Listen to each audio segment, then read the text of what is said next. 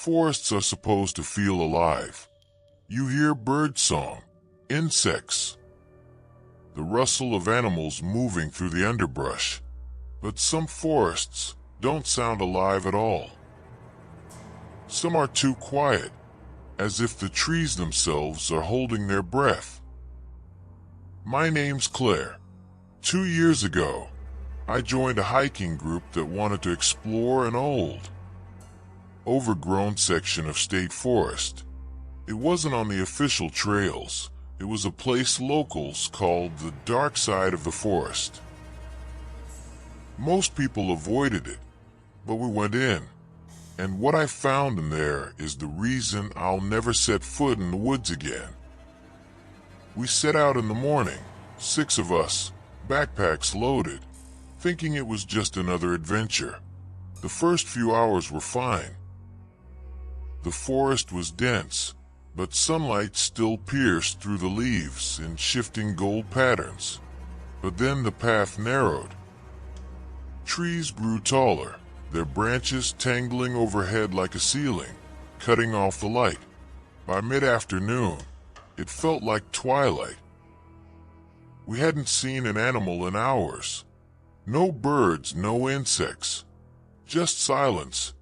That's when Martin, our group leader, mentioned the local stories. He said people called this part of the forest cursed.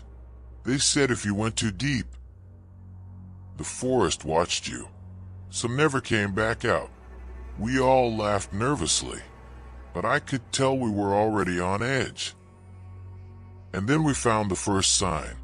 A tree, huge, blackened as if struck by lightning. At its base, carved deep into the bark, were claw marks. 5 long gouges, too high up for any animal I know. We tried to shake it off. Martin said it was probably a bear, but I've seen bear marks before. These were cleaner, sharper, almost like blades. As we moved deeper, the silence became suffocating. Even our footsteps seemed muffled. Then Sarah, one of the hikers, froze. She pointed into the trees. "Did you see that?" I looked, nothing but shadows. But she swore she saw movement, something tall. We kept walking, a little faster now. That's when we began to notice the trees. On almost every trunk, deep scratches, some fresh, some old, some forming strange patterns, spirals, symbols none of us recognized. And then the smell hit us. Rot, like dead animals.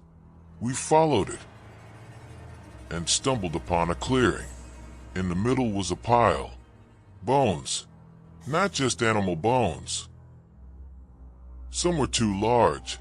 Some looked human. Panic spread through the group. Martin said we needed to turn back immediately. But when we checked the compass, it spun aimlessly, pointing nowhere. That's when we heard it. A sound that froze us in place. Breathing. Deep, slow, ragged breathing, coming from the shadows of the trees. We shone our flashlights.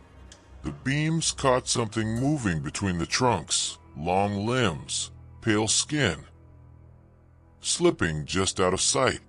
"Who's there?" Martin shouted. No reply, just the sound of leaves shifting. We started back the way we came, or what we thought was the way.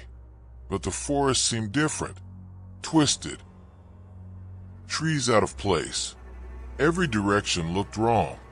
Then Sarah screamed. She was at the back of the group, and something had grabbed her. We spun around, but there was nothing there. Just darkness. Her scream cut off, and the only thing left was the sound of dragging. We ran. Branches whipping our faces, lungs burning. Every time I looked back, I saw it. Something following us. Not human, not animal, Its body was wrong, too thin, limbs too long, head lolling unnaturally to one side, and its eyes glowing faintly in the dark. It didn't run like us. It moved in bursts, appearing between the trees, closer each time we blinked. At one point, Martin tripped. He shouted at us to keep going. I looked back, and I'll never forget what I saw. The thing crouched over him, its jaw unhinging far wider than it should, the sound of bones cracking as it leaned down. I didn't look again. By the time the three of us left stumbled out of the tree-line, night had fully fallen. We didn't stop running until we saw the faint glow of a ranger station miles away. Only 3 of us made it out that night. Search teams went in, but they never found Martin or Sarah. They told us we must have gotten lost. That panic made us hallucinate things. That what we saw wasn't real, but I know what I saw. And sometimes, when I drive near that stretch of forest, I feel it again. That silence. That sense of eyes watching me from the trees. So if you ever find yourself near the dark side of the forest, don't go in, because whatever lives there doesn't let everyone come back out.